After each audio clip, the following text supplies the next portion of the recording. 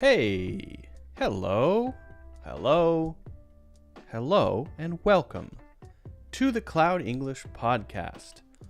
My name is Luke. It is Sunday, December 31st, 2024. 2023.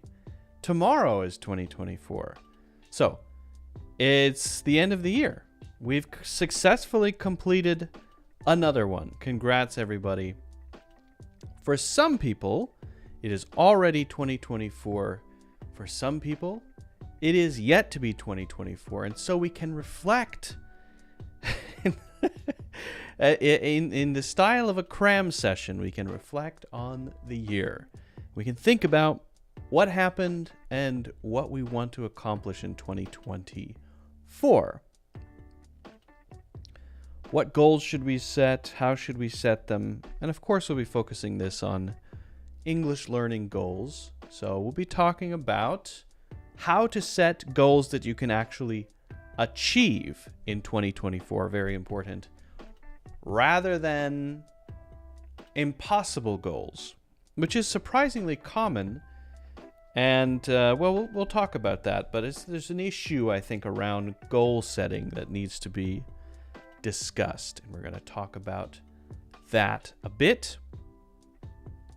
We're going to talk about ways to force yourself to do things. It might not be what you think, so we'll get there. We're going to possibly be looking at an article, and we might get to some expressions as well. So, to those who are joining live, welcome. To those not, welcome. To those listening, hello, thank you. I appreciate you for listening. The listeners are always welcome to share feedback on the quality of the listening experience. So please feel free to reach out. Let me know how it is as a listener, right? Because I record these live on YouTube and Facebook, and so I sometimes forget to make things totally listenable without video, right? So if you want, you can watch on YouTube and Facebook. If you want to listen, you can find that in the links in the description. And let's see, you can join the Discord. That's a good place to reach me, actually. You can also check out the website if you want. Links in the description there. And what else? Oh, yes, a very big thing. Today, hours ago, not that long ago, I launched a new course, and I'm very excited about it. And I want to talk you through, or show you a little bit, before we do anything else, because I'm really proud of this course. So let's take a look. Now, currently, it is only available one place. It is on sale. So what I do when I launch a new course is I launch a special sale price, and it is the lowest possible price that I'm able to offer a course. I always do that every time there's a new course that is launched. I offer a special sales price that is the lowest price that I'm able to offer it at. So, never free though. I don't think I've ever given a course away for free. Well, individually here and there we've done giveaways and competitions, but generally I don't offer it for free. And so you can get it at a discounted price. But let's take a quick look at it actually. Why don't we do that? Let's take a quick look. Here we are on Udemy. And this is my Udemy page. Currently I have 52,000 reviews. Pretty proud of that. 52,000. Most of which are 5-star reviews, by the way. My most popular course is Building Your English Brain. 21,000 reviews. You can pick that one up, of course, but usually they put the new courses at the end. So I'm going to go to page 3 here. And there it is. There it is. So the course is about, what is it about? It's about English prepositions. I've heard for so many years, you know, Luke, I struggle with prepositions. They're such simple, small words, but they're so hard. Why are prepositions so hard? Well, they're hard because, yes, they're small words, but they're used in so many different ways, and I'm often not sure which one to choose. Should I use of or for in this situation? Should I use with or from in this situation? Can I use across here? Can I use about here or around? I don't know which word I should use. So that's a reasonable thing. And it's very frustrating, I think, because, again, we want to just be able to look up a word in the dictionary and say, ha-ha, now I understand. But unfortunately, for some words, it's not that simple. Prepositions are a perfect case in point of that, which is you have to get the feeling for it to really learn it. Getting the feeling for it kind of requires immersing yourself in the language, the swimming pool of the language. And the best way to do that would be to be a native English speaker. Well, the second best would be a course with the intention of giving you that native speaker level experience and immersion. That is what the prepositions course is. That's why it exists. That's why it's 30 hours long. This is by far the longest course I've ever produced. This is double the length of any course I've ever made before. So, yes, it is outrageously long, but that is because it is in depth, and at the end of it, you will say, "Oh, I know how to use all of these now." Right? So you're getting a lifetime of native English in 30 hours. That's not a bad deal, right? And these are the ones that are listed. We talk about others in there, but the main ones that are given, we talk about 4. And notice, each of these is a section, and there are quite a few lessons within each section about 4. And there are expressions. It's not just teaching the grammar and how it works in the sentence. It's looking at examples. The whole thing is about examples. Here's an example of how it's used. We talk about the examples.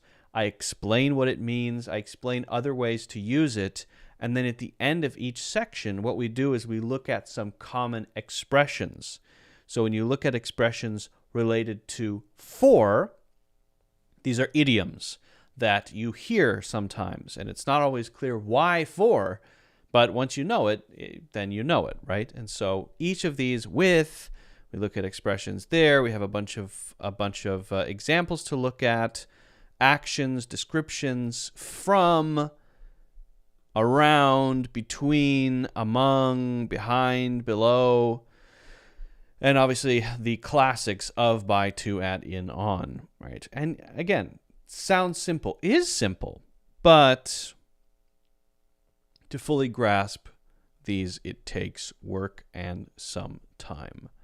Maybe we can just quickly watch the course preview. Why don't we do that? Can we do that? Hey, yeah, we can. Let's do it. All right, let's make sure the sound is going to play. Yep, here we go. I know what you're thinking. Why is this course about... All right, so just to be clear, that is a slightly younger version of myself. Still me, but it's a little different. He's a little different. He looks a little different. Kind of, yeah, he looks different. English prepositions, so long. Can't I learn how to use prepositions in a shorter course? The answer is no. Why is the answer no? Because the prepositions are one of the most difficult aspects of mastering native English. So true. Really, even very high-level English learners don't use prepositions correctly all the time. Why? Because each one can be used in so many different ways. That's It true. depends on how it's used. It depends on the context, the situation. And so the only way to really learn is to be a native English speaker. I'm a native English speaker. I just use prepositions naturally whenever I speak. I don't think about it. Now, how did I get that? A lifetime of experience. My whole life I've been swimming around in the swimming pool of English, speaking English my entire life. What I've done in this course is compress that entire lifetime of experience of being a native English speaker. I've compressed it down to this single course, to a series of lessons, one by one, about the common prepositions, so that by the end of the course, you will have a very strong understanding of each preposition. You'll be able to start using them naturally without thinking in your daily life. That's why this course is so long. You're getting a lifetime of experience. I think that's a pretty good deal. If you're ready to learn, if you want to start using prepositions like a native, this is the course for you. I hope you sign up, and I hope I see you in the first lesson. Hey, sign up now. So there you go. And by the way, you can then go to the course overview and you can watch the first two lessons for free.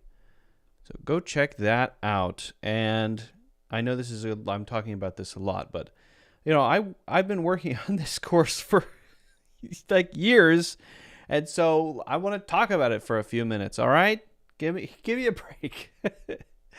I know I'm advertising my course, but I really think that it's good. I really like it. I'm really proud of it. I think it's a good course, and if this is a problem that you have, this is how you solve the problem. I will solve the problem. You will solve the problem. I will help you. That's how it works. I will help you solve the problem. I will not solve it for you. You have to put in the work. You have to practice, So now, what you can do, and this is for a limited time, so depending on when you're listening to this, depending on when you're watching this, this may change, right? But okay, you can click on Apply Coupon and put in the word SPECIAL. Special. And it will give you a discount that makes it as cheap as possible. Now, the way that Udemy does their prices, it's different in different parts of the world, right? They price things differently according to the region and the local currency, So here I'm looking at $9.99. I don't know how much it is wherever you are, because I don't have full control over the price that you see. What I can do is create a coupon that says basically make this the lowest possible price. And then so when you put in that code, special, it will say whatever the lowest possible price is, wherever you are in the world, here on Udemy, it will give you that price. Okay? So that's how it works. I always do that when I launch a new course. 30 hours again. 30 hours. You want to watch the preview again? Oh, no? Okay. All right. We won't do it. Okay. We won't do it. Fine. I won't force you. I can't force you to do anything, of course. Well, it is New Year's Eve, so what the heck am I doing here on New Year's Eve? In my opinion, I'm not really. What do people do? What are the New Year's traditions?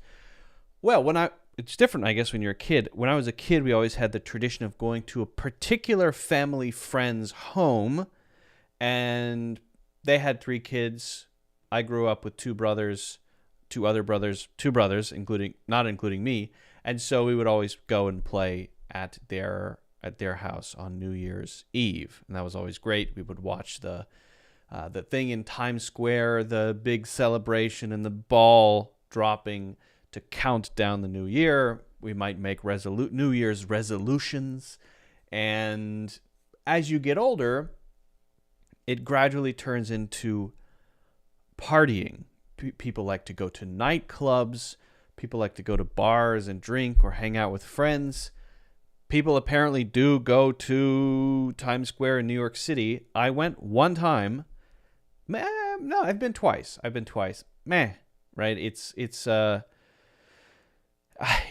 if you like being outside in the cold at night, then it's great. If you get to see this tiny little ball that's really, really far away slowly go down, and then the new year is there. If you like that sort of thing, I wouldn't travel to New York City just to do that. In fact, if you were in the city for that time, I would suggest that you go somewhere else or do something else. There are a lot of rooftop cafes and bars. There are interesting shows and clubs and all kinds of things going on. So that would probably be more fun than standing out in the cold in Times Square, watching a ball that is very far away drop, listening to music that doesn't sound that good because you're very far away and it's echoing off all of the buildings. That's just my opinion. That's just my 2 cents. But I am not really a partier. And so if I'm not doing that stuff, which I'm not, then I don't do anything. It's not something I feel like I need to celebrate. I don't know why. It doesn't seem like a real holiday to me. It doesn't seem like something that's worth celebrating. It's just the end of a year. I don't know. Now, how about New Year's resolutions? Well, I think it's as good a time as any to make a plan or make a change or promise yourself that you're going to accomplish something. But I think you have to also follow that up with a plan, a very clear plan for how you're going to not fail. Famously, people who make New Year's resolutions give up on them in January because they make a strong commitment and they don't have anything in place to make sure they follow through on that commitment. And so a lot of New Year's resolutions don't work. Now, some do, but if they do, they probably work because of the things that you plan and prepare, the way that you do it that allows you to follow through and change your habits. And if you're that type of person who knows how to change habits and do what you want to do, you probably don't need the new year to mark an important milestone to tell you that this is the time to start something to change a habit. So it's a bit of an oxymoron in this case. The people who need the New Year's resolution probably don't have the infrastructure, and the people who have the infrastructure probably don't need the New Year's resolution. And so the reason that the New Year's resolution people give up is because they're the type of person who needs a New Year's resolution, which won't work. I don't know. But I wonder if ChatGPT can give us some ideas for how to not give up on a New Year's resolution. We're going to get to some English learning goals in a second, but I'm just curious about this. So why don't we hop over here to ChatGPT, and I'm just going to ask if there are some good ways to make sure I don't give up on my New Year's resolutions. I don't have any New Year's resolutions, by the way. I do have goals for 2024, but I don't call them New Year's resolutions personally. Okay, so we have to do this on the app, because for some reason, and this is crazy to me, you cannot do natively in the browser a call with ChatGPT. You have to do it in the app. Why is it available in the app but not the browser? I really don't know. I really don't know. it should be available, and it's crazy to me that it's not yet. I'm surely it will be. That's one of my goals for 2024 is for OpenAI to make native voice calling available in the desktop browser version. Please. Thank you. Yes. All right.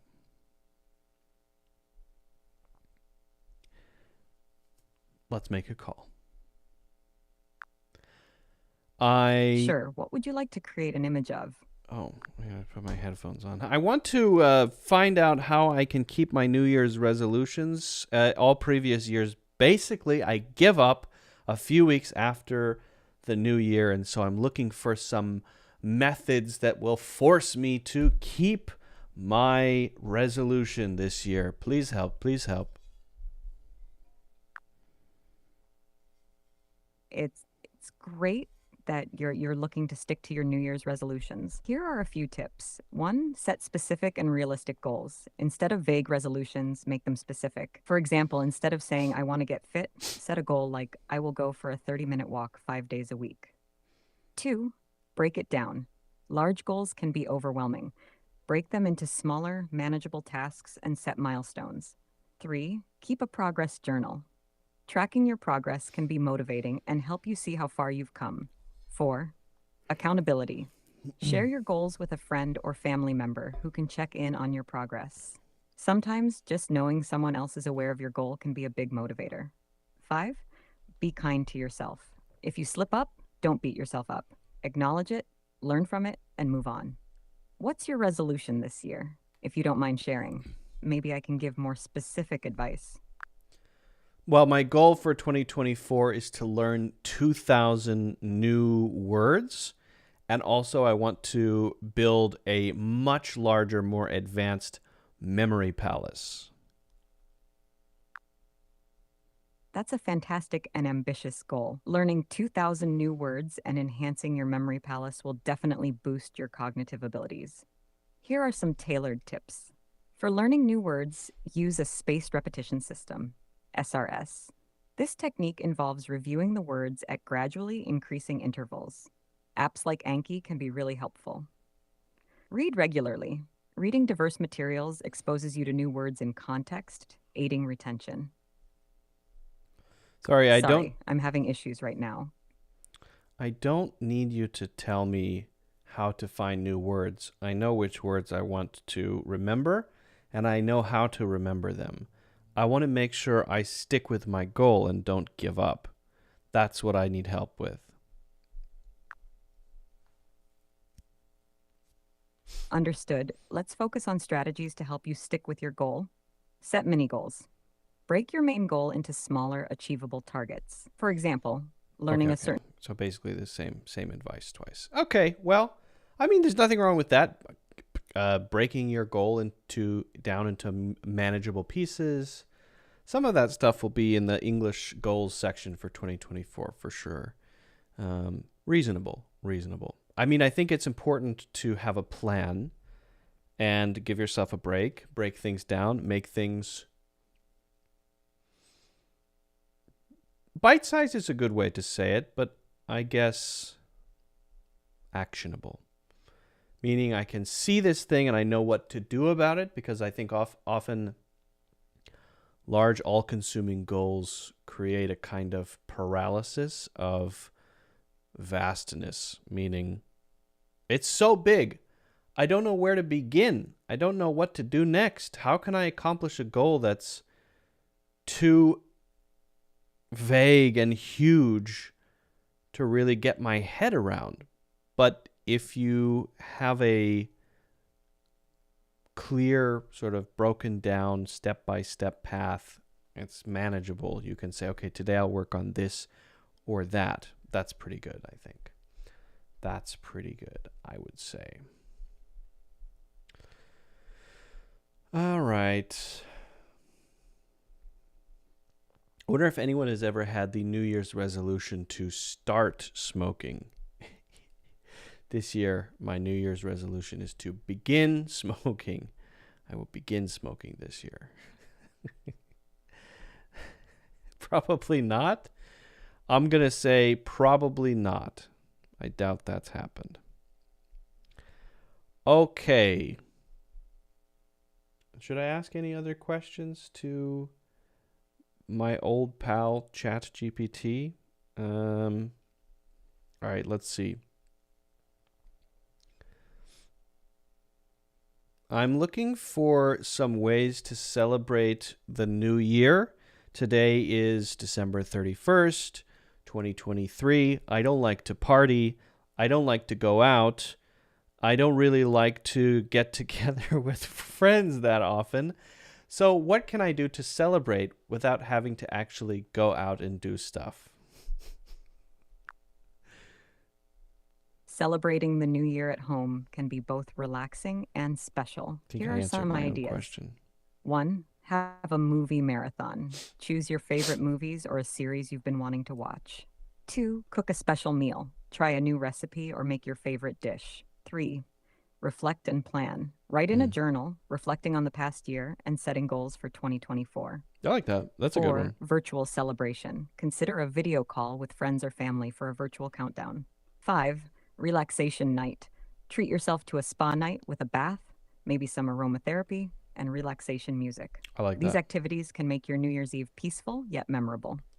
Do any of these ideas resonate with you?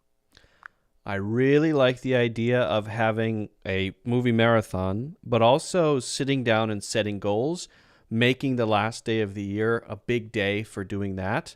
And of course, the meal idea is fantastic. That sounds like a wonderful plan.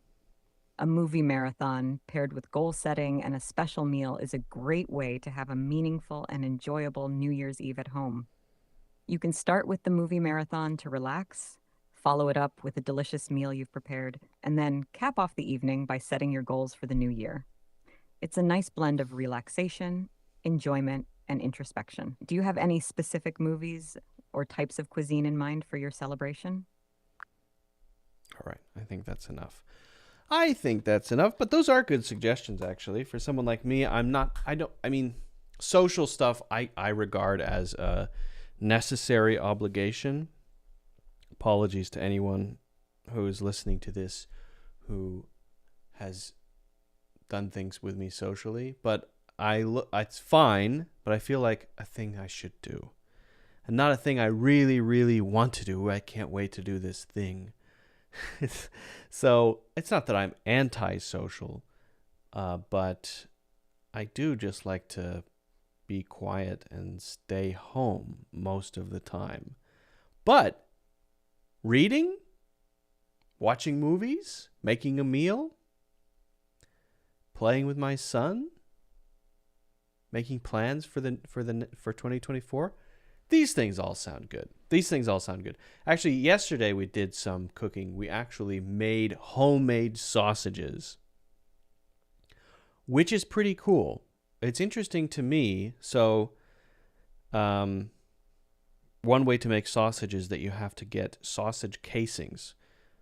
You can make sausages in plastic and things like that, but it's popular still to make sausages using pig intestines, and it's this slimy tube, and you grind up the meat or whatever you're going to use and put spices and stuff in it, and then you have a machine that basically pushes the meat through a nozzle into this tube. It is somewhat gross, but also a very interesting process. And then I've never done it before. I recently learned how to do it. You end up making this long tube of meat, and then it's just like balloon animals. Essentially, you then twist them into balloon animal type sausages, and that's it. And then you bake them or cook them however you want to cook them, boil them however you want to cook them. It's interesting. It's an interesting process. It's disturbing to think about what actually you are doing, especially if the thing that you're putting in the sausage casings is pork. It's a somewhat disturbing thought. However, interesting experience and ultimately scrumptious, tasty, delicious. Okay. All right, enough of that. We really haven't got to anything yet, so let's get to some stuff, shall we? Yes, we shall. Yes, we shall. Let's talk about setting goals. Let's talk about setting goals for 2024. That is English learning goals specifically.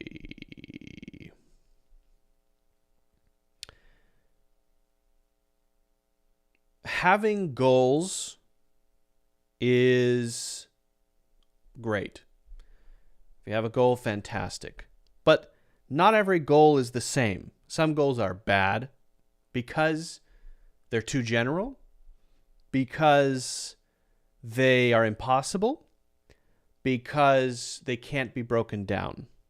And some goals are good for a few different reasons. And I want to talk about what it means to set a good goal that's actually achievable. We're going to talk about how to set and then reach your English goals in 2024 so that you can really make progress in 2024. That's what I want for you. I want you to make progress on your English in 2024. And if that's what you want, then pay attention. Now, I'm going to be doing the same thing. I have English learning goals too. We're in this together. Yes, I'm an English teacher, but I have a lot of things I want to improve in my English. I want to learn new words. I want to be a better writer, right? And so I'm going to be using the same things here to improve my goal setting for 2024, to set really good goals for 2024. Okay, so first, let's talk about being smart. S-M-A-R-T. Now, this is broken down into specific, measurable, achievable, relevant, and time-bound. If you want, you can take a screenshot of this or just remember it because it allows you to get away from something that's so general, you can't really understand it. You don't know where to begin, and you don't know how to talk about it, and so you give up because you don't even know what you're giving up. Because if you say something like, my goal is to improve my English, well, what does that mean exactly? I certainly don't know. What do you mean, improve your English? That means you just generally feel it's better? How do you know? Right? So we want it to be specific. Improve your English in what way? I want to expand my vocabulary. Now, you can make it still a big goal if you want. I want to learn 2,000 words. Or I could say something like, I want to learn 25 words per week, right? Or 10 words per week. Be specific. Very important. I want to get an X score on the IELTS by September. That's specific. But also part of that is that it is measurable. Now, scores are easy to measure. You either got that score on the IELTS or you did not, right? But you can make it measurable if it's not an exam. For example, your vocabulary. I want to be able to complete maybe 2,500 flashcards in my Anki app by October of 2024. And complete, then you have to define what that means. You don't look at the meanings or whatever it is. You have to define it, right? But that's measurable. Saying, I want to learn 10 words is also measurable, but you have to be clear what you mean by learning 10 words, right? Just remembering the word or knowing how to use it or what. So make sure that's very, very clear. You also want to make sure it's achievable, right? If you say, I want to be 100% fluent in English, that means native level fluency by the end of the year. Well, maybe that is realistic because you're pretty close, but maybe you're just getting started. Is that realistic? I don't think so. To be honest with yourself, if you're going to take an exam like the IELTS, don't say I'm going to get a 9. If if you have a long way to go? Is it realistic? Because if it's not realistic and you can't make it, then you're likely to give up. And when you give up because you didn't make it, it's going to be harder to set the next goal. So make it something that's challenging, but achievable, realistic. And there you have to be really honest with yourself. Now, you also have to choose goals that will actually get you closer, this is the relevant part, to maybe the bigger goal. So is memorizing 10 words really what you want to do? Sometimes that's a cop-out. Maybe that's good. But sometimes people want to just memorize words because they think that's the thing that's going to make them better at English, when in fact their vocabulary is already fine, good enough, and what they really need to focus on is their writing skills, their spoken communication skills, their confidence, and a bunch of other things that are part of overall English fluency. And so they choose 10 words because it's easy to just sit down and study 10 words and say, I did 10 words, but your English isn't actually getting better. So in that case, that is not a relevant goal. For some people, it's relevant. For some people, I think it's not. And maybe that's only part of the thing that you're working on. So you have some vocabulary, but other goals that are more relevant to your bigger goal, your bigger English improvement goal, okay? Now, you don't have to make it time-bound, but it can also help to have a time limit. If it's for 2024, then maybe your time limit is the end of 2024. But if it's something that you can achieve within a specific period of time and it's repeatable, that can be a good way to set up a habit or get into a routine, right? So I'm going to write a blog post every week of this year. So I'm going to write 52 blog posts. Now, you have to be careful about this because those could be time-bound in two different ways. If you say, I'm going to write 52 blog posts in 2024, that might make you then not start until October, and then you have to write 52 blog posts in 2 or 3 months. But if you say, I'm going to write a blog post every week, then on one hand, you might have some consistency, but on the other, if you're too strict with yourself, you might give up because you missed one. So you have to build in some flexibility. Still, it can be helpful to have some time restriction in there. You don't want to be too strict with yourself, in my opinion, but having some time element is a good idea. And that's what makes these SMART, S-M-A-R-T goals, okay? But all of this relies on having a clear reason why. And you have to do some soul searching to understand that for yourself. It's different for everybody. Maybe your why is that you want to be more effective in your job. Now, your why doesn't have to be super specific. To be clear, your why has to be super meaningful. Your why has to be strong. You have to feel strongly about it. It does not have to be this very, very specific thing. It can be specific or general. The thing that makes a why powerful is that it feels powerful to you.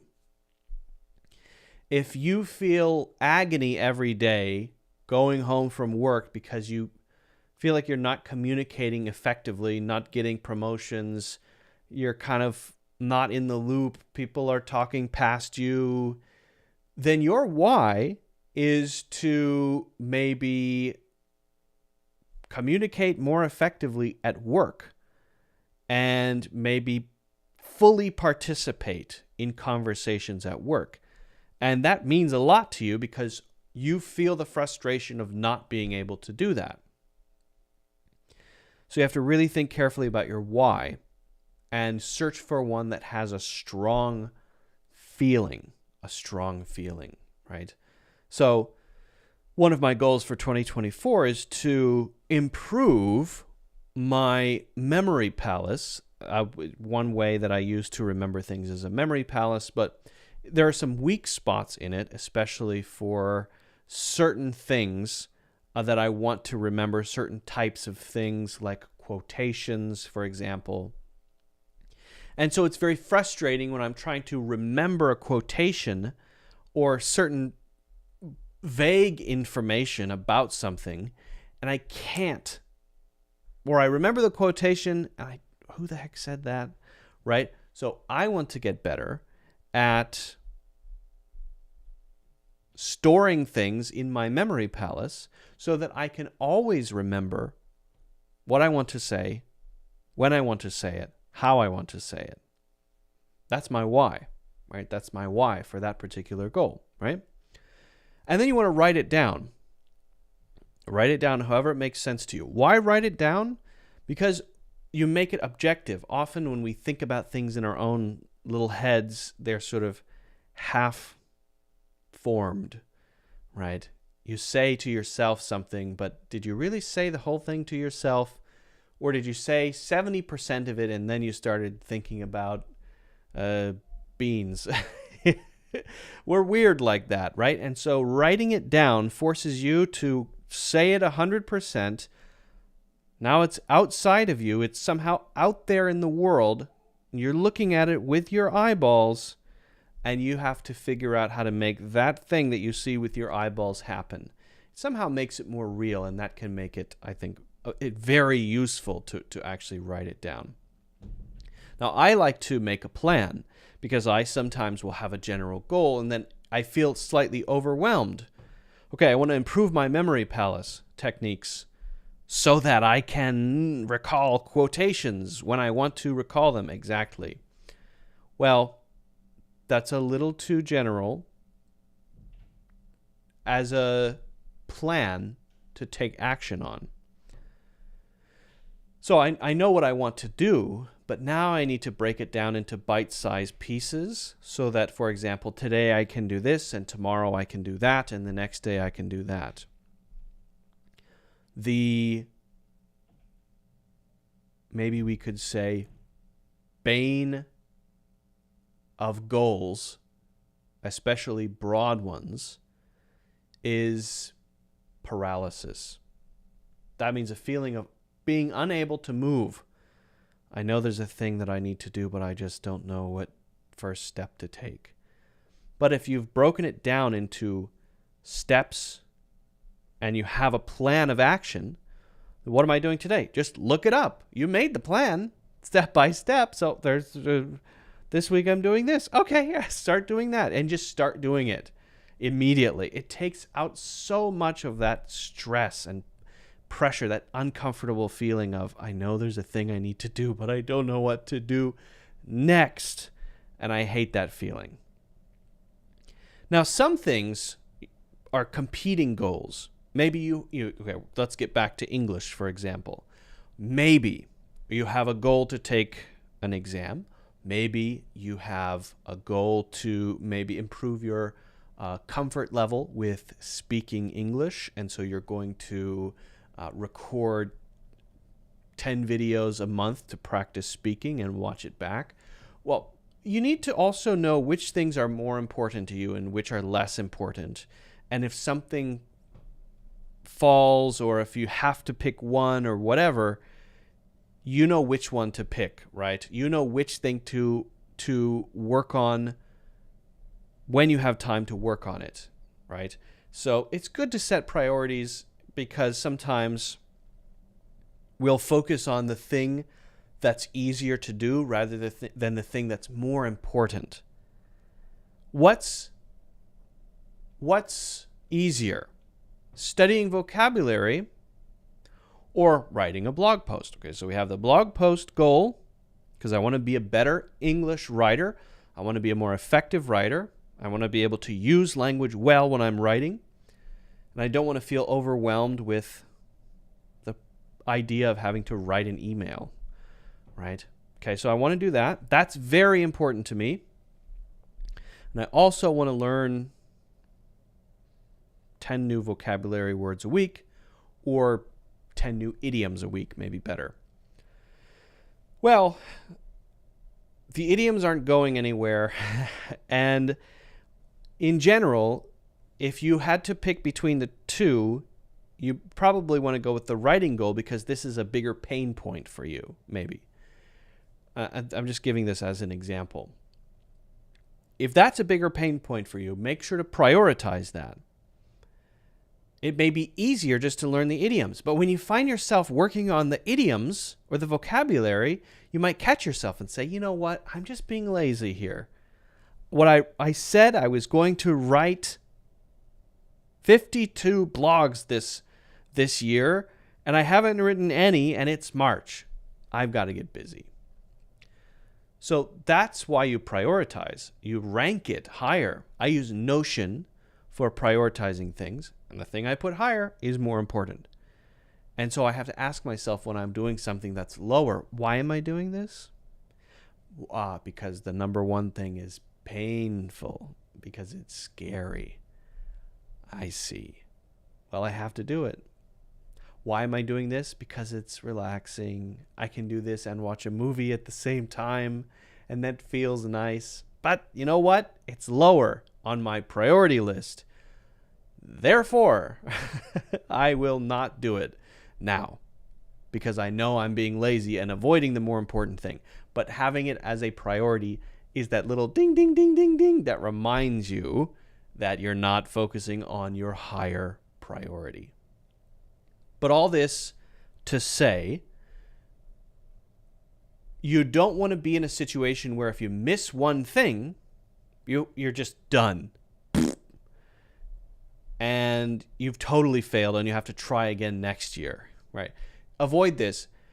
It's a tricky balance between holding yourself accountable, doing what you say you're going to do, but also being flexible. Building some flexibility into your plan is important because you will miss something. You will skip a week. You will get busy doing something for a whole month. Things happen. Life happens, right? Your pet llama escapes and you have to spend a week trying to get her back. Well, okay. Don't let that sort of thing stop you from continuing to work toward your goal.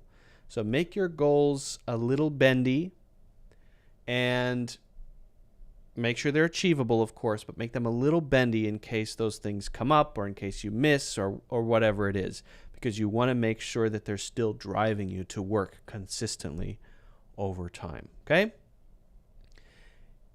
If you're doing something like writing, if you're doing something like practicing for the IELTS, I know I use that example a lot, you probably want to make sure you're on track, right? Just because you said you're going to do something on December 31st doesn't mean that by November it is still the right thing to do.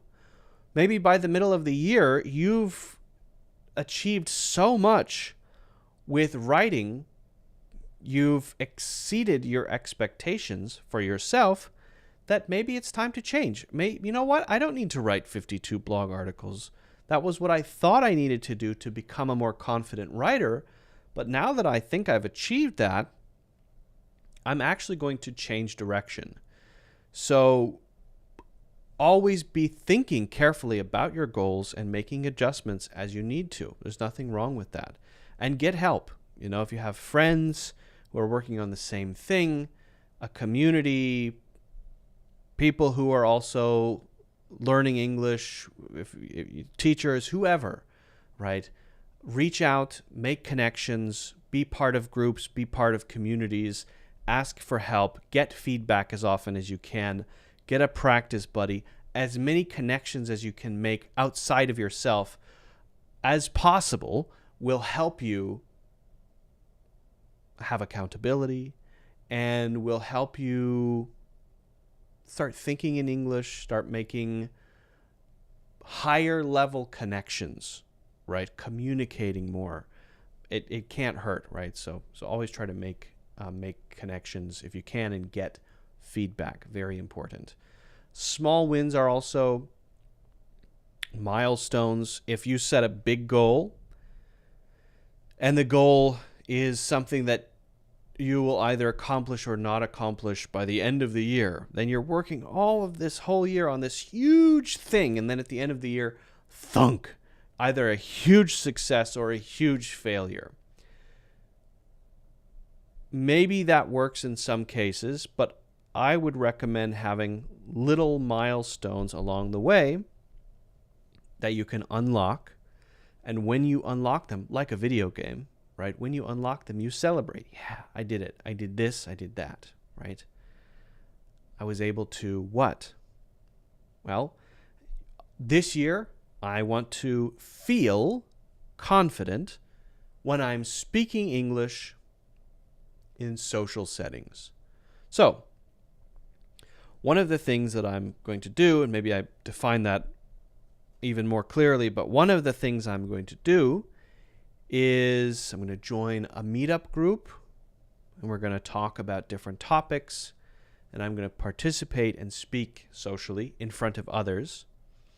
And one of the things I want to achieve, right, is to speak continuously for at least a minute without having to stop and think about pronunciation or what word I want to use. So maybe you do that by the third or fourth meetup. Someone asks you a question, you talk for a minute continuously. You've never done it before. You don't make any mistakes, really, maybe a few things, but you don't have to stop and think when you're talking. Celebrate that. That's a small win, right? So having those little milestones, even if they're subjective milestones, meaning things that you feel, that's okay. That's okay. Celebrating those things will help build your confidence, and confidence scientifically is proven to make you a better English speaker, make you better at using English. Believe it or not, it's called self-efficacy, and it does make a big difference. It builds confidence. It builds that positive mindset, right? So if you have a positive mindset, you believe that you can do it. And often people say, I can't. It's too hard. I don't know enough words. I don't know this. I can't do that. The people who think like that tend not to do well. And the people who have a positive mindset, who create milestones and build on those milestones, they're the ones who have this kind of momentum that allows them to get better and better and better and better and better, faster and faster and faster, right? So don't forget about the confidence part. That's actually really, really important. So, what are your English learning goals for 2024? Put those in the comments. I told you one of my goals for 2024. Now it's your turn to tell me yours. Not just what the goal is, but if it's measurable, how it's measurable, right? Make it smart. Make it a SMART goal, S-M-A-R-T. Talk about how you're going to get there. Make a plan, right? I want to hear about what you want to do and how you plan to do it. And I would love to give you some feedback on that. If you haven't already done so, of course, don't forget to hit the like button and subscribe. You can also get a free course in the links in the description. And again, let me know if you have any questions. All right. All right.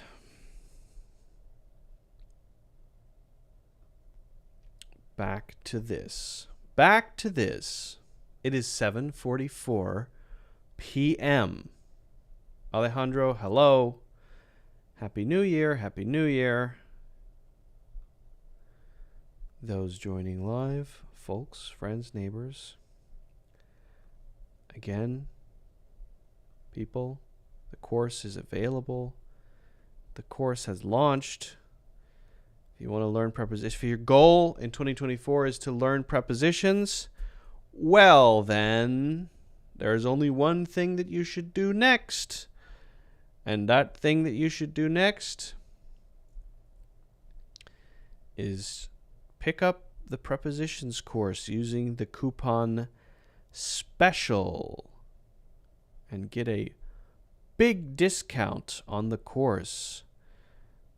Quite a few people have already signed up. I am seeing quite a few people today have signed up for the course, and that is fantastic to see. I'm very happy about that. Wonderful, wonderful, wonderful, wonderful, wonderful. Okay. We're going to get into a few other topics, but one thing I want to do is look at an article. I'm going to look at an article.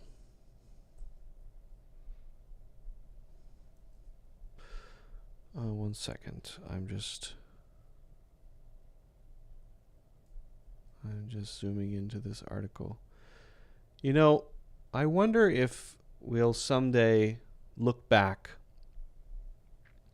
on the year 2024 and say to ourselves, can you believe back then we used to read articles on the internet that were just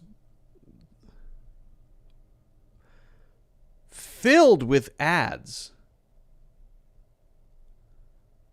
I mean, the density of ads and pop-ups and just random stuff on blogs and articles, news stories is unbelievable. Can there not just be a simple good reading experience? I know they have to make money. I get it, but it's pretty crazy. It's pretty crazy.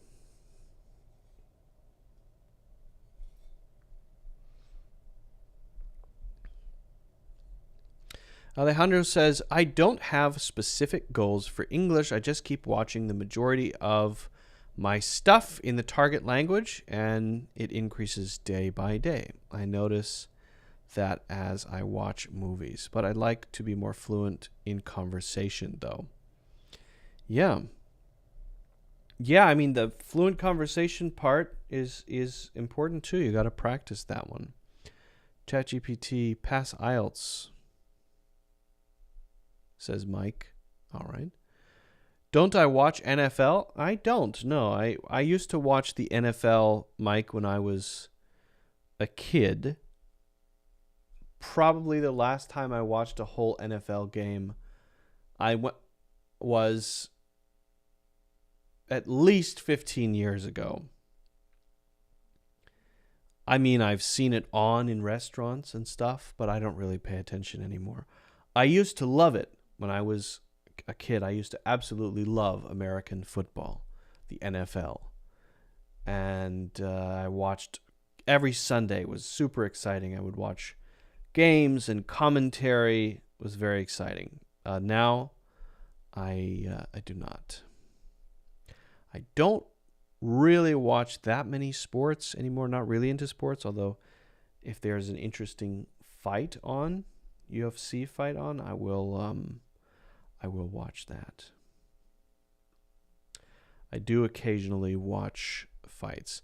Actually, my wife got me more into it. I didn't watch anything, no sports, and then my wife started getting, during COVID, the most of the things that I thought would happen during COVID, the least likely is that my wife would get into the UFC, like really into it, and then get me into it.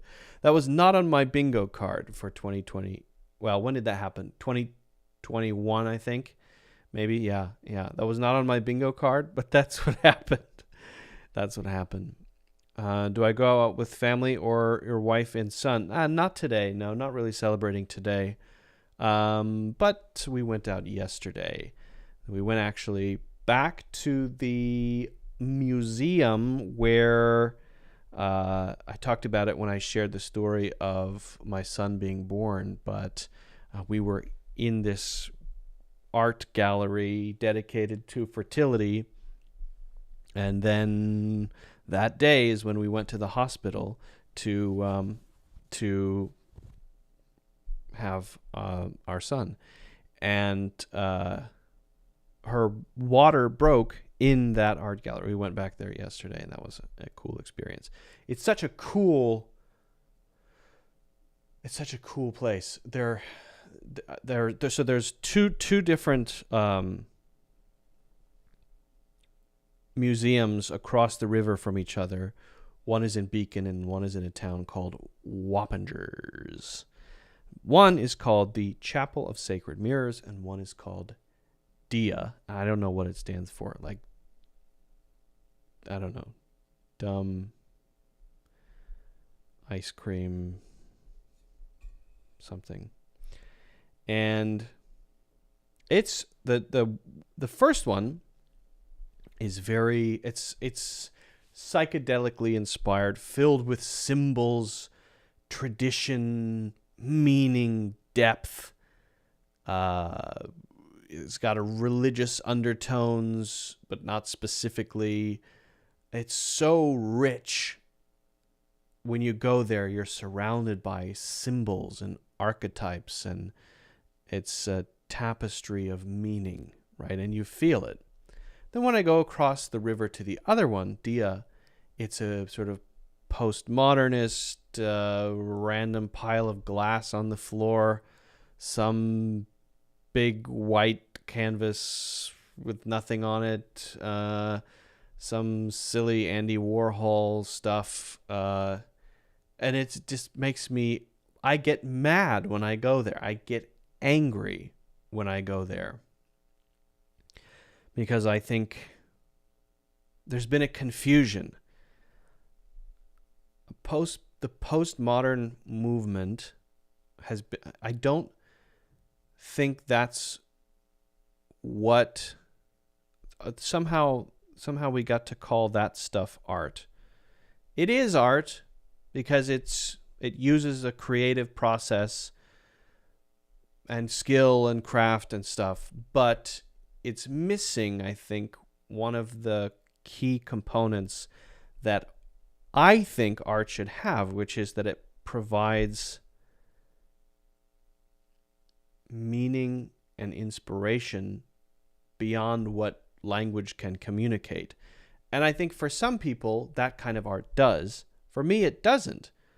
I think the whole purpose of postmodern art is to basically make a commentary on the world, or to say, well, you think this is art? Look at this pile of glass.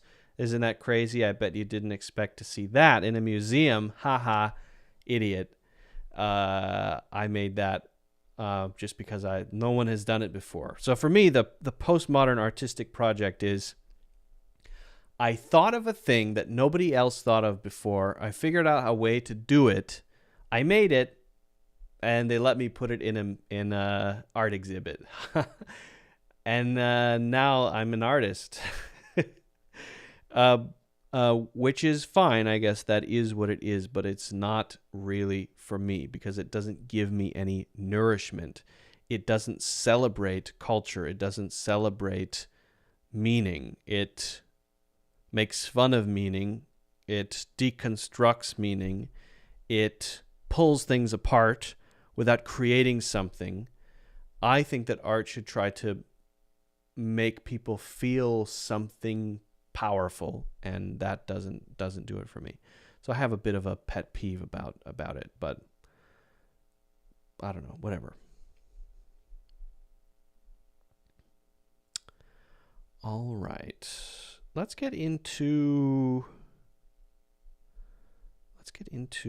see, what should we get into?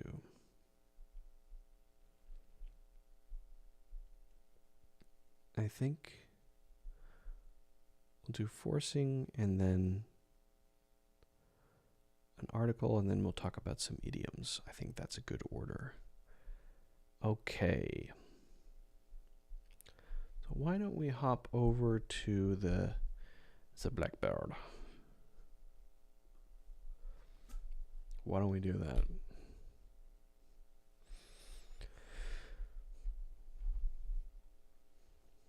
And we're going to talk a little bit about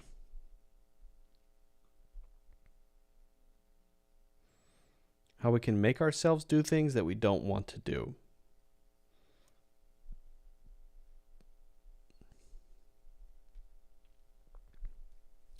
Let me make sure that this is working. Sometimes it's funny.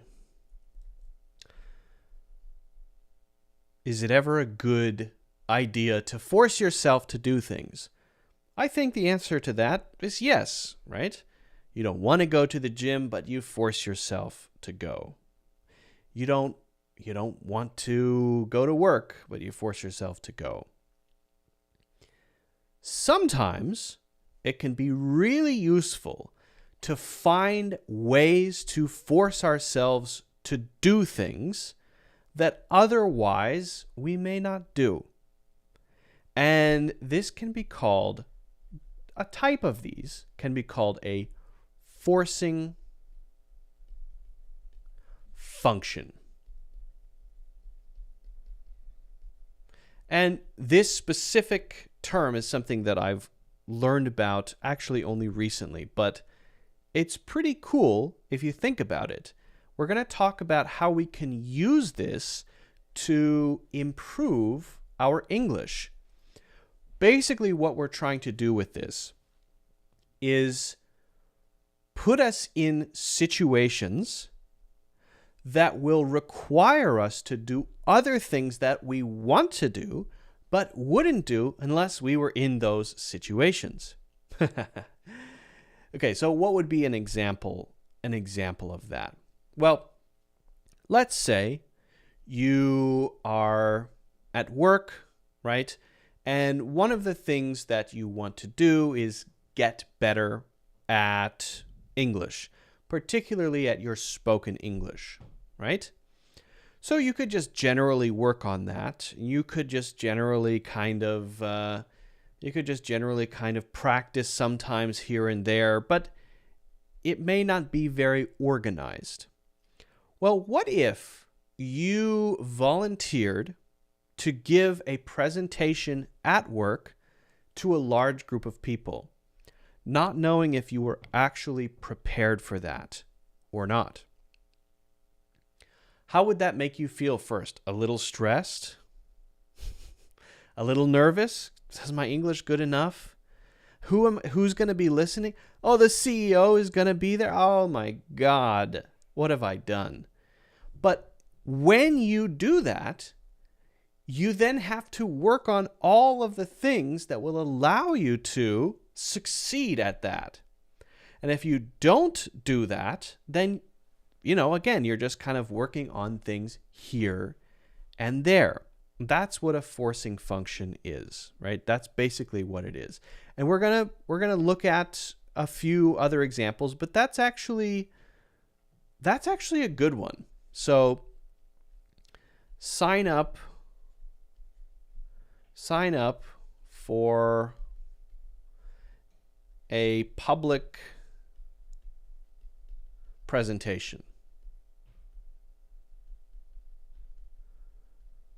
And what is that going to force you to do? It's going to force you to work on maybe pronunciation. There are some words that you don't say clearly, so to practice that. On your organization skills, you may have to work on some phrases that you will need to use.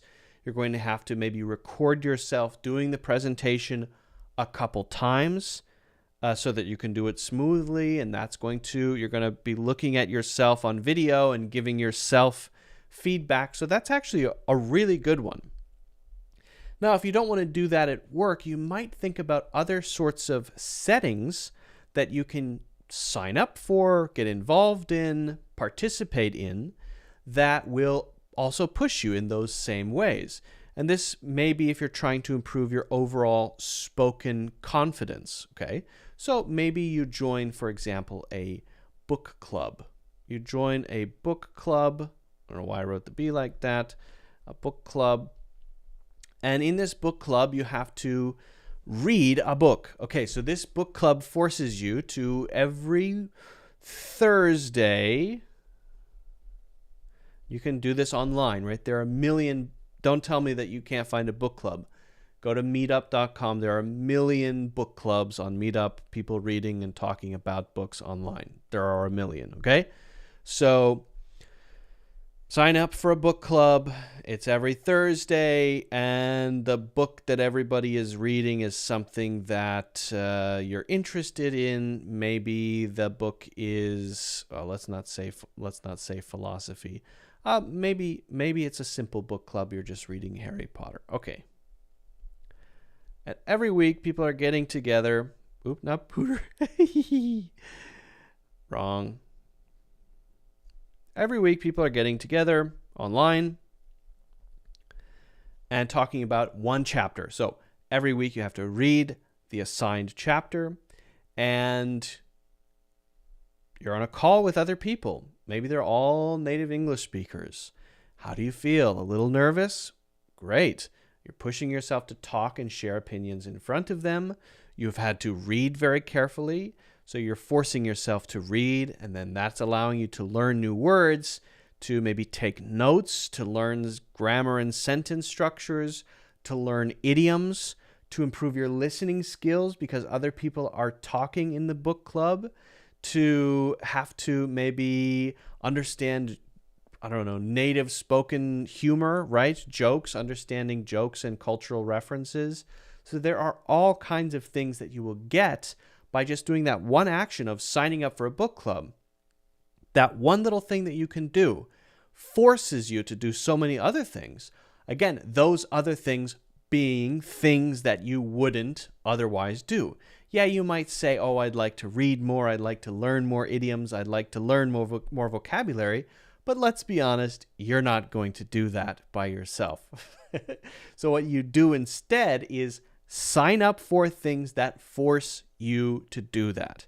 But this is not the only type of forcing function. So I want to be clear that this is a good one, signing up for specific things, because it holds you accountable. It makes you have to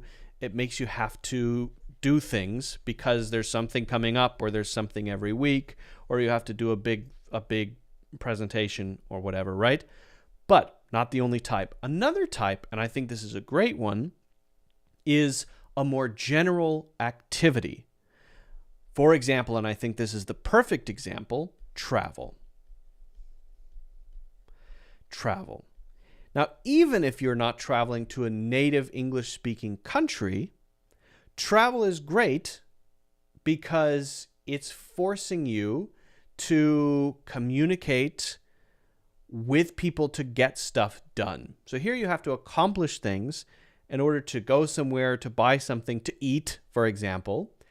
And even if it's not a native English-speaking country, the international language for travel, especially within tourism, is generally English, right? So if you go to China, or if you go to Canada, or if you go to places in the Middle East, if you go to all sorts of places around the world, travelers who go there generally have to speak English, and people who are in the tourism industry generally speak some English, because that's just the common international language, right? If your native language is French, you can't necessarily expect the person in China to speak French. So what are you going to speak? Chinese? Well, if you don't know any Chinese, it's probably going to be English. And if they work in tourism at a hotel, for example, they're probably going to speak good enough English. And so it's English. So, okay, you're forcing yourself to check into your hotel room. You're forcing yourself to go out to eat and order stuff. And, I'm not saying you shouldn't try to speak Chinese. That's great.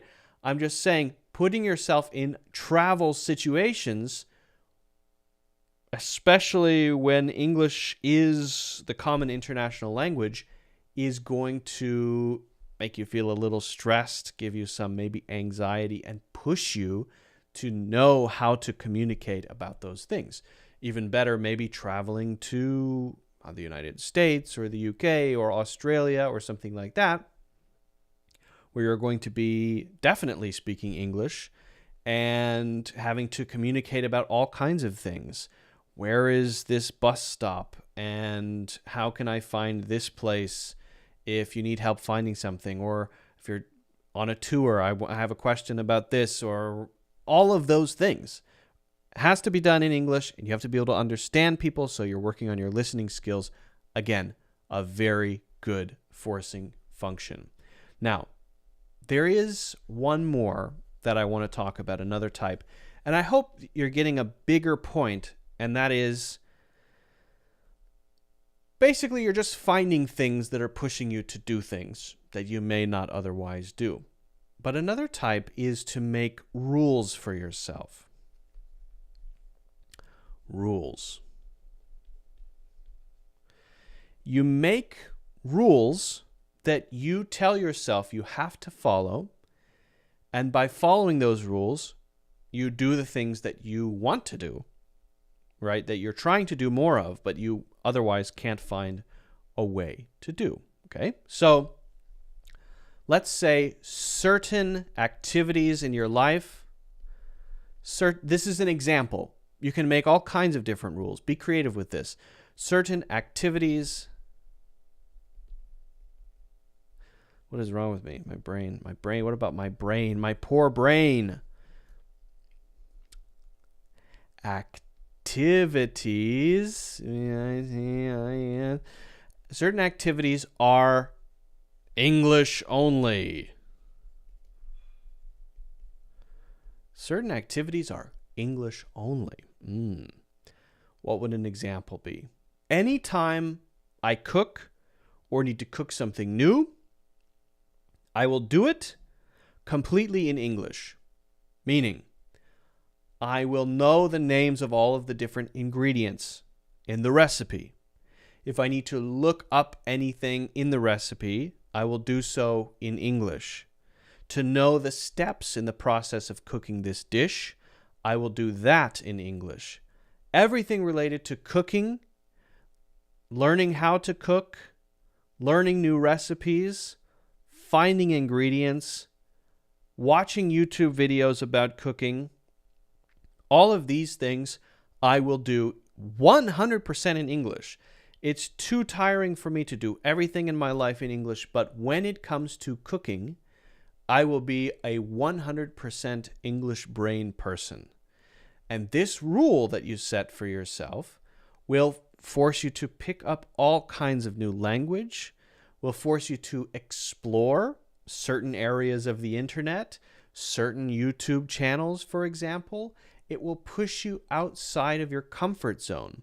So as a forcing function, this one is helping you explore. This one is helping you learn, helping you grow. And all you're doing is taking something that you already do, for example, cooking, and saying it's English only. Now, there are a lot of different rules that you could set. This is an example. You could say the same thing for going to the gym, or you could say, for example, social media. When I maybe watch videos on YouTube or watch movies, it's setting rules that encourage you to do the things that you're having trouble doing on your own, just deciding to do, right? Setting rules will force you to do those things. Why do you do it? Because I have this rule. You'll hate your past self for making the rule, but you'll do it because you don't want to break the rule. Human beings are kind of weird in that way. So start thinking about forcing functions. Start thinking about ways that you could push yourself. That means signing up for things. That means traveling. That means making rules for yourself and other types that we didn't talk about. Start thinking about it. Start creating some forcing functions for yourself. And I think what you'll find is that actually you start to improve more quickly because you're putting yourself in some slightly uncomfortable situations that you wouldn't otherwise be in. And because of that, you're getting better at English. Let me know which ones you come up with for yourself if you haven't done so already. Don't forget to hit the like button and subscribe, and also get a free course in the links in the description.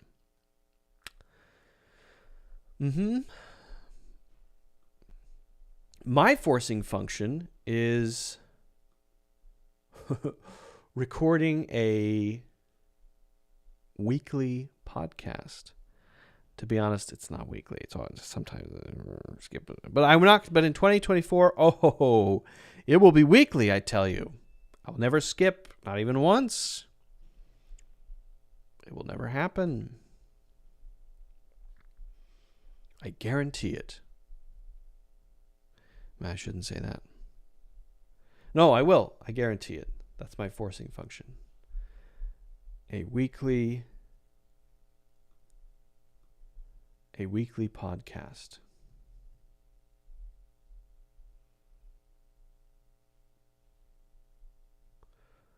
All right. All right, shall we go through an article together? Shall we do that together? Shall we read an article together? Would that be good? I think we shall.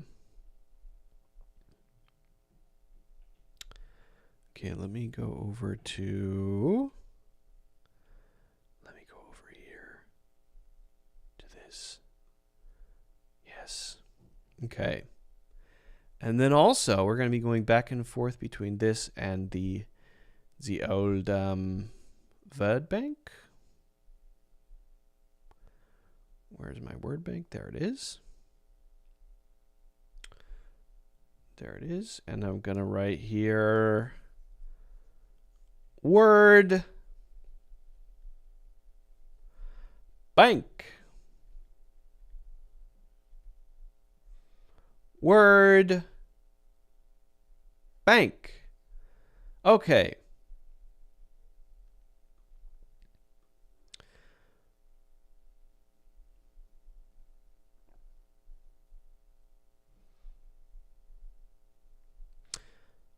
All right.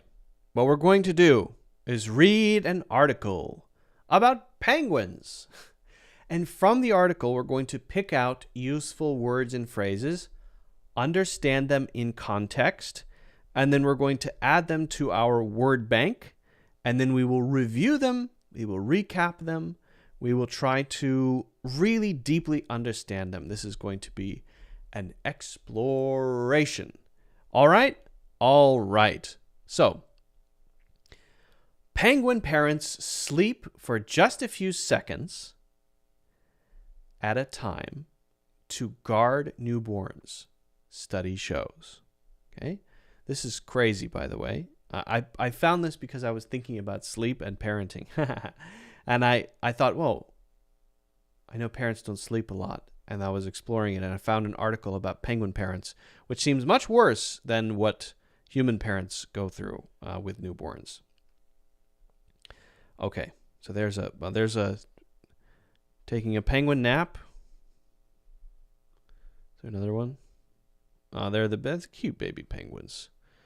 Very cute, very cute. Okay. They're getting a nap standing up. Nice. All right, here we go. Let's get started. It's a challenge for all new parents. Getting enough sleep while keeping a close eye on their newborns. For some penguins, let's see, can I highlight this? For some penguins, it means thousands of mini cat naps a day, researchers discovered. Okay, and let me just do cat naps here. Cat nap. And I think already from the context, we know what a cat nap is, right? It's a very small, short nap. If you just sort of doze off for 5 or 10 minutes and you wake up, oh, that was a nice little cat nap. Why is it a cat nap? Well, that's kind of how cats sleep, right? I see my cats, I have 2 cats, I see them sleeping all the time. They sleep for 2 minutes, they wake up, they go eat, they sleep for 2 minutes, they wake up, they go poop, they sleep for 5 minutes, they wake up, they go drink some water, and rinse and repeat. This is how cats do it. So it's pretty accurate. Okay. All right. Chinstrap penguins in Antarctica need to guard their eggs and chicks around the clock in crowded, noisy colonies. So I'm going to put around the clock. And again, I think you probably, not again, actually, for the first time, around the clock. We're going to put that in the bank, around the clock. Now, this means basically 24/7. Another way to say it is 24/7. 24 hours a day, 7 days a week, which really means constantly, right? Around the clock care. If you need around the clock care, there's no break. You need care all the time. Around the clock maintenance. We're available around the clock. You often hear this related to customer service, that sort of thing, right?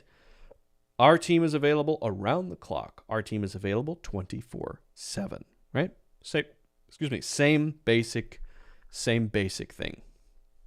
I'm going to take a quick sip. Let me take a sip of my magical drink and then get back to it, okay? Okay. And oh, by the way, the reason there are hyphens between those is if, generally, if it's in front of a noun, although it can be spelled that way without that, but you'll often see it with hyphens between around the clock. Okay, so they nod off thousands of times each day, but only for about 4 seconds at a time. To stay vigilant, the researchers reported Thursday in the journal Science, okay? So to nod off and to stay vigilant. To nod off and to stay vigilant. Let's put those in quickly. To nod off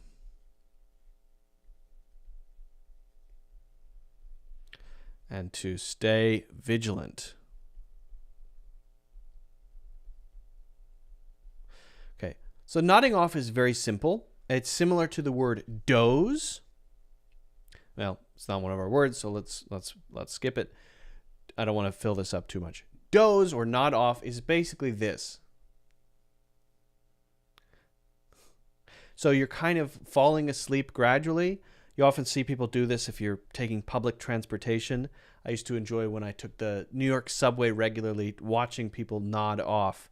And it's very violent when they do it in the subway because the train is moving, and so they'll do this, and then they'll go like that, and then like that. It'd wake up several times. But they're slowly nodding off. This is going to sleep kind of gradually. And being vigilant means constantly paying attention, watching out for any dangers, watching something very carefully as though you're guarding it, you're paying attention, right? For example, right now, I have a newborn baby in the house. Right now, I'm looking at my app with the baby monitor camera looking at the baby. If anything happens, I will go and take care of it, or somebody in the house will go and take care of it. We have the cameras on all the time. We are vigilant, always paying attention to make sure if the baby needs help in any way, we're right there, okay? Okay, so let's go back to the article. These short micro sleeps totaling around 11 hours per day, that's actually a pretty good amount of sleep, appear to be enough to keep the parents going for weeks. Well, I should think so. 11 hours per day. Yeah. Well, I suppose they're not getting full sleep cycles, and so that's the issue, right? These penguins look like drowsy drivers, blinking their eyes open and shut, and they do it 24/7. That's the one we talked about already. For several weeks at a time, said Niels Rattenborg, a sleep researcher at the Max Planck Institute for Biological Intelligence in Germany and co-author of the new study. They look like drowsy drivers. So blinking their eyes like that, drowsy. Drowsy simply means that you're tired. You're tired. Yeah, I'm feeling a bit drowsy. That's a D.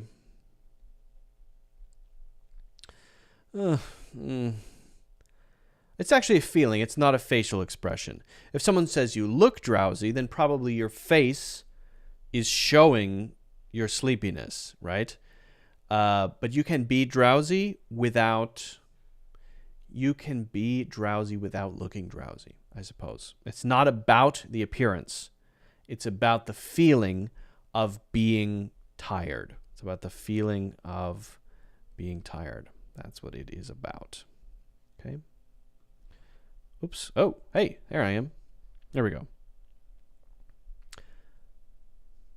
What's surprising is that they're able to function okay and successfully raise their young. Yeah, that is a bit surprising.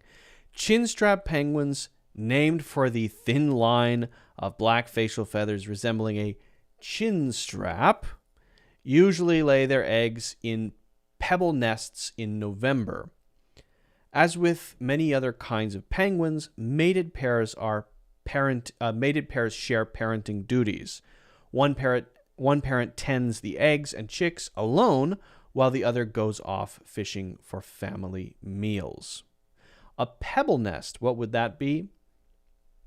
Well, pebbles are small, round rocks. What's the difference between a rock and a pebble? The difference between a rock and a pebble is that a pebble is kind of rounded. It looks like that. If it has hard edges or points, then it's probably just a small rock. So a pebble is a type of small rock. If it's too big, it's then not a pebble. Pebbles are small and rounded. They've usually been washed down a river, and the edges have been eroded over time by water erosion. A pebble nest would then be a little nest made of pebbles, of course, right? Of course. Do we need to put chin strap? I don't think so. The chin strap would be something that may hold a helmet on or hold a hat on. It looks like some people would say, if I didn't have this facial hair here, and I only had this going up like this and this, then that would be called a chin strap. Thank goodness I don't just have that, I think, right? Okay. While the adults don't face many natural predators in the breeding season, large birds called brown squaws prey on eggs and small, fuzzy gray chicks. Other adults may try to steal pebbles from nests, so the devoted parents must be always on guard. Must be always. Usually that phrasing is always be on guard. Okay, so what is a predator? What is a predator? A predator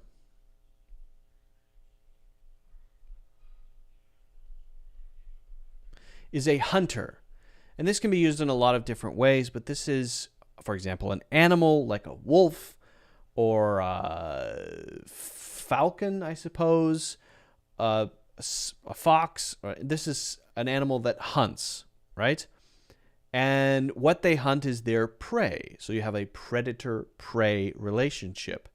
Now, predators can be used more generally for other types of, let's say, companies or people who may try to take or get something, and it's often in a negative way, right?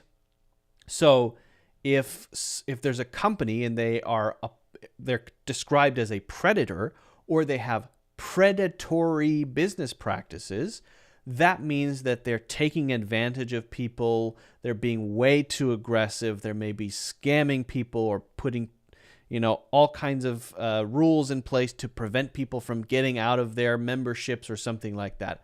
This is described as a bad thing. In general, in the animal kingdom, a predator is simply an animal that hunts other animals. That's all it is. But if it's just describing human things, it's generally seen as a negative. Stealing pebbles. Oh no. Oh no. Okay, I think you probably know devoted, right? I'm not going to write that one down. I'm assuming you know devoted. Devoted means that you never give up.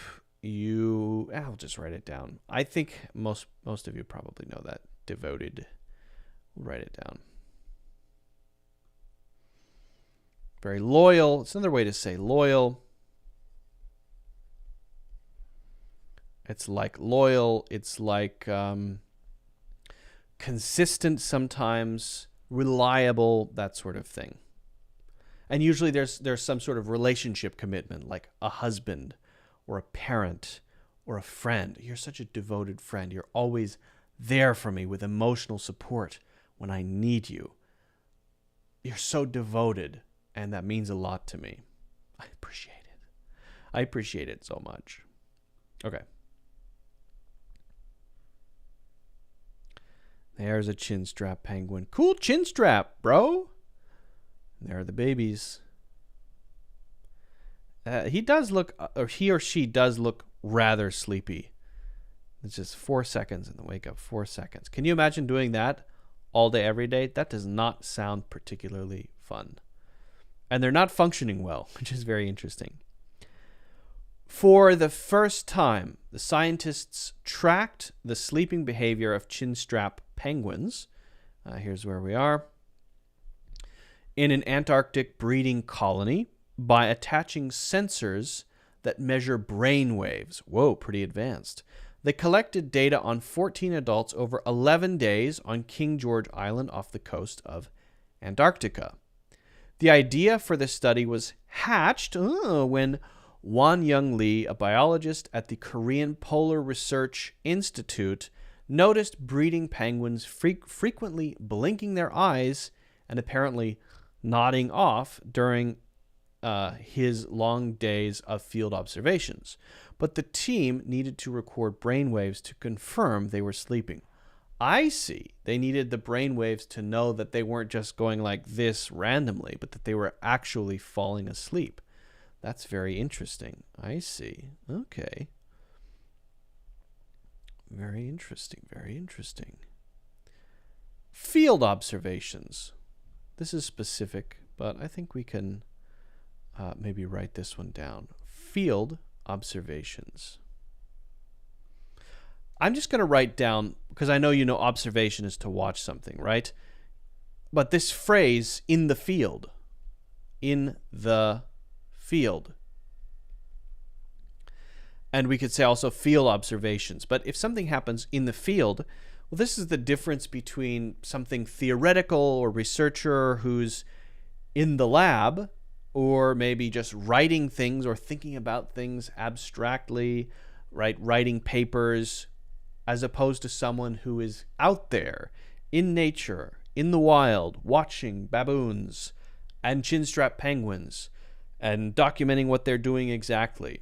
If you're doing that sort of thing, you're really out in the field. So we use this more generally. If someone is really out in the field, they're kind of really involved in a more tactile, hands-on way. It's not just theory. It's not just saying an opinion randomly. This is someone who did real field work. This is often related to research. It's often related to academics, right? If they understand something because of field work that they did, or there were people involved doing real field work or taking field observations, that means that they're getting hands-on first-person data. And so maybe that means it's more reliable. Field observations. Okay. For these penguins, microsleeps have some restorative functions. If not, they could not endure. They would have to have a restorative function. What is a restorative function? Well, what if something is restorative? What does that mean? To endure, that is to be able to tolerate something, to persist, to keep going. We must endure this. I can't believe I have to endure this humiliation. Yes, but you didn't do any field observation. I know, but I worked hard on my theory. Well, maybe you should go do some field observation, and you will that your theory will be accepted. Okay, I can't believe I have to endure this scrutiny. Okay, and then the other one is restorative.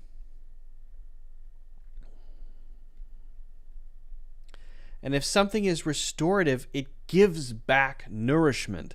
It returns it to its original form or state, right? So what things are restorative to you?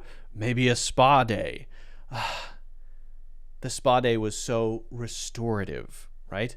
Maybe taking a nap. Right? Now, this is a little formal. It's not as common as using simple words like relaxing, right? Restful, maybe satisfying. These words are maybe more common, but sometimes if something really gives you back your energy, then you can use the word restorative. Not super common, but definitely still used. The researchers did not collect sleep data outside of the breeding season, but they hypothesize that the penguins may sleep in longer intervals at other times of the year. I would hope so. So hypothesize and intervals. Let's quickly put those down. Hypothesize,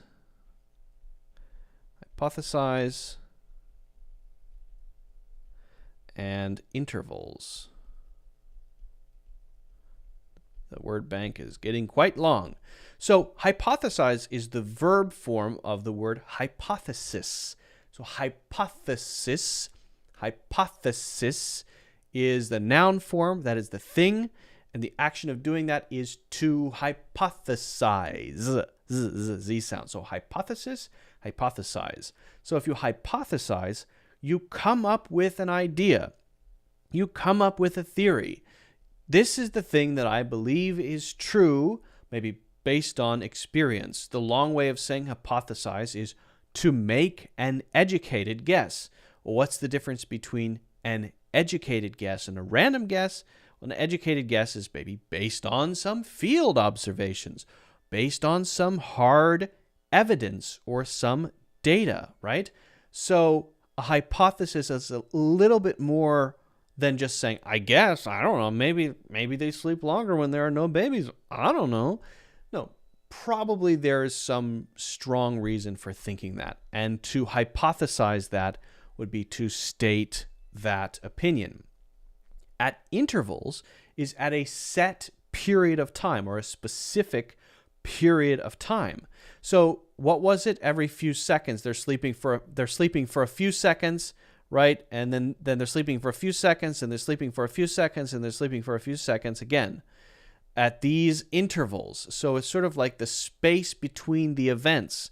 That's the interval. But if you increase the interval, that means the space between the events is longer or just different, right? So maybe they sleep, and then they're awake. And then they sleep, and then they're awake. So maybe when there are no young or offspring to take care of, then the interval is different. And I don't want to use my precious Blackboard space on these silly drawings, so I'm going to erase them. But hopefully you get the idea. That is what an interval means usually. So you may have heard of things like interval training at the gym or doing things at regular intervals. For example, intervals of fasting. Maybe you don't eat for a period of time and it's consistent. That is maybe an interval as well. Okay. Moving on. We don't yet know if the benefits of microsleep. By the way, okay, should I didn't write this down, but should I say micro? I don't know. Let's just quickly write that down. So anytime you see micro, it just means very small, okay? And often the opposite of macro. Micro, tiny. Macro, big. Micro, tiny. Macro, big. That's about it. So micro sleeps, small naps, micro naps. Macro sleeps, what would that be? One time when I was in college, I got really sick. I got food poisoning, I think from a peanut butter sandwich. And it was horrible. And I was so drained that I slept for 5 days in a row. I woke up to go to the bathroom. Sometimes I woke up to throw up a little bit. I drank water. I don't think I ate for those 5 days, or barely. It was bad. But I would call that a macro sleep. That was a macro sleep, I think. I think that's the longest I've ever slept. I slept for basically 5 days in a row. Okay, we don't know yet if the benefits of micro sleep are the same as for long consolidated sleep. Consolidated just means you have things together in a bunch, right? To consolidate things, like consolidating your debt or your loans or something, would be to gather them together into one. So I guess by consolidated sleep here, it's a kind of scientific way of saying maybe. Sounds a little strange in front of the word sleep, consolidated sleep, but I guess that's just sleeping for a while. I think that's what that means. Yeah. Said Paul Antoine Liberel, a co-author and sleep researcher at the Neuroscience Research Center of Lyon in France. They also don't know if other penguin species sleep in a similar fragmented fashion. So a similar fragmented fashion. A similar fragmented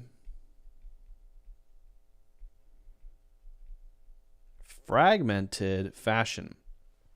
So if things are fragmented, then they're broken up into many pieces, right? A fragment is a piece of something. So let's say you go to ancient Egypt, the tombs or the pyramids, and what do you see? You see these broken off pieces of rock which were originally part of some statue or a pyramid or a tomb or something like that. This is a fragment, a broken off piece. But if something is fragmented, then it is something which is broken up into a bunch of pieces. I don't know if it makes sense to say that for a tomb, for example, unless the whole thing is broken up into many pieces. But often when we talk about, for example, our thoughts, my thoughts seem so fragmented. You can't hold on to a consistent thread of thinking. And so your thoughts feel very broken up. I'm thinking about ice cream, and then look, there's a baby rabbit, and it's just a cloud. And then maybe, there's my toe, I need to cut my fingernails. And then, I'm thirsty actually. Oh, more ice cream. This person has fragmented thoughts, right? So it's basically broken up, right? Fragmented sleep would be sleep that is little micro sleeps broken up into many pieces, right? Maybe you could say your dreams are quite fragmented, right? You can say, in the a fragmented sort of priorities or lifestyle. You could have that if you have a lot of different things happening and you stop doing one and start doing another. So there are a lot of ways to use the word fragment, basically a bunch of broken. Very important to say broken pieces and not just a bunch of pieces, right? It's sort of like a piece and then it's broken off in the middle randomly, and then another piece and another piece. It's different than, for example, segmented, which is more neat and organized. Okay. Fashion, by the way, just means way. Fashion, way. Scientists have documented a few other animals with special sleeping adaptations, like dolphins. They, I believe, sleep half of their brain, so they're always able to stay half awake, which is very cool. While flying frigate birds can sleep, one half of their brain at a time, like dolphins. And northern elephant seals can nap for 10 or 15 minutes at a time during deep dives, for example. What? Elephant seals can nap for 10 to 15 minutes at a time during deep dives. So when they're diving down, they sleep. I wonder if they do that on purpose. I'm going to go dive. I'm going to take a dive nap. That sounds awesome. That sounds relaxing. Being way down in the ocean and falling asleep sounds great. I want to do that. But chinstrap penguin microsleeps appear to be a new extreme, researchers say. Penguins live in a high-stress environment. They breed in crowded colonies, and all their predators are there at the same time, said Daniel Paranos Zitterbart. What a name. Daniel Paranos Zitterbart, who studies penguins at the Woods Hole Oceanographic Institute in Massachusetts and was not involved in the study. Oh, shame on you. You should do more field research. Mr. Zitterbart, Mr. Paranos Zitterbart, you should be in the field instead of just speculating and giving your random opinions. But okay, I'll let it slide this time, Mr. Zitterbart. Microsleeping is an amazing adaptation to enable near constant vigilance, he said. Vigilance, by the way, is the noun form of vigilant. We didn't mention that, I think, but vigilance is the noun form. An amazing adaptation. So, what is an adaptation, you ask? Well, an adaptation. Now, the verb form of this is simply adapt. So that's the verb. And the noun form is adaptation. So if you adapt, you change according to something that happens. Something in the environment changes, you change. Something unexpected happens, you deal with it, you figure it out. The adjective form, by the way, is adaptable. I adapted. When I forgot to renew my driver's license and lost my driver's license, I found other ways to get around. I had to adapt. I adapted. Why? Because I am very adaptable. Now, there we might not say I made an adaptation. Adaptations often refer to sort of big things like a bird figuring out how to microsleep, something on the level of a species, or a business, for example. You'll find that businesses make major adaptations during times of financial duress. So when maybe the economy is not good and there's a lot of pressure on businesses to become profitable or be profitable or remain profitable, they will make major adaptations. And when times are very bountiful and there's lots of money, they may not have to make those adaptations. So for businesses. And you could say that for an individual too, but maybe more common for slightly bigger things. Okay. Back to it. The Associated Press Health and Science Department receives support from the Howard Hughes. Is this part of the article? Oh, that's it. I thought that was part of the article. Okay, I guess this line was supposed to tell me. So this is the end. Okay. That's it? Okay, that's ended rather suddenly, didn't it? It ended very suddenly with an opinion from Daniel Paranos Zitterbart. Fair enough. Okay, so let's review the words we've talked about. Catnap, a small sleep, around the clock or 24/7, constantly, basically. And as you saw in the article, sometimes 24/7 is written in this way, 24/7, like that. Okay?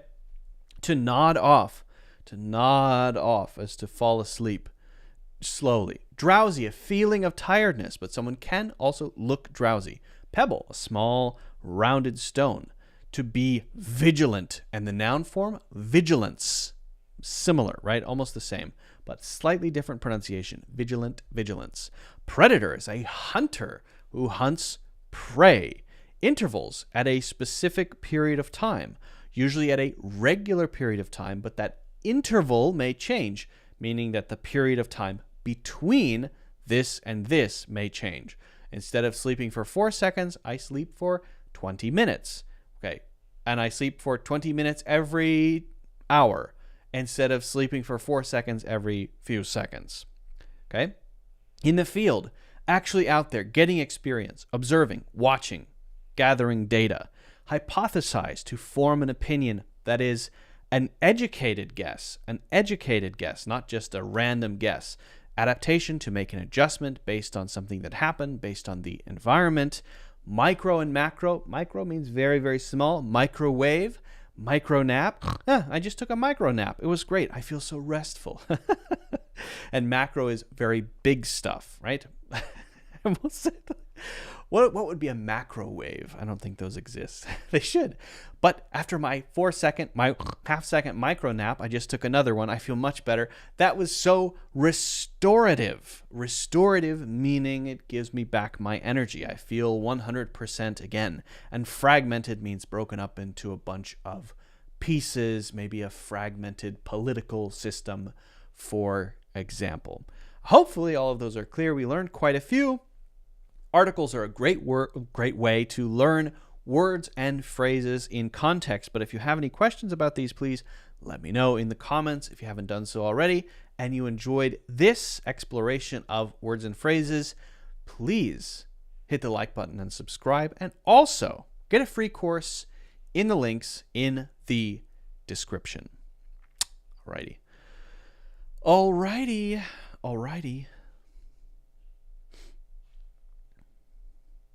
I think we're going to call it a day. Friends, neighbors, we're going to call it a day.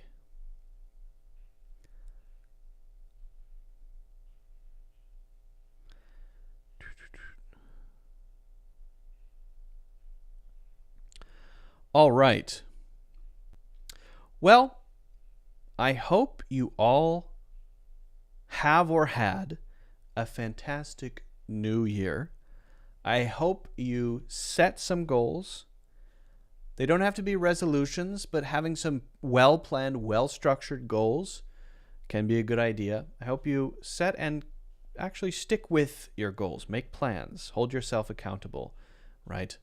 Break it into manageable pieces. Make it achievable. I hope you have a fantastic 2024. I hope we all have a fantastic 2024. And of course, I hope this is the year that you make major progress on your English. If you have any questions about anything, never hesitate to let me know. You can join the Discord for free if you ever want to reach out. That's a good place to stay up to date with new videos and things like that. If you want to share stuff that you want me to watch during live recordings of the podcast, you can send those as well on Discord. Grab the new course about prepositions. If you really want to master prepositions, we now know how long it takes to do that. It takes 30 hours. And once you do it, you have mastered prepositions. So check out that course before the sale ends, of course. And if you enjoyed today's podcast episode, don't forget to hit the like button, subscribe, or if you're listening, make sure to give it 5 stars, follow, like, all of that stuff. Again, grab a free course in the links in the description, and I'll see you in the next one. Bye-bye.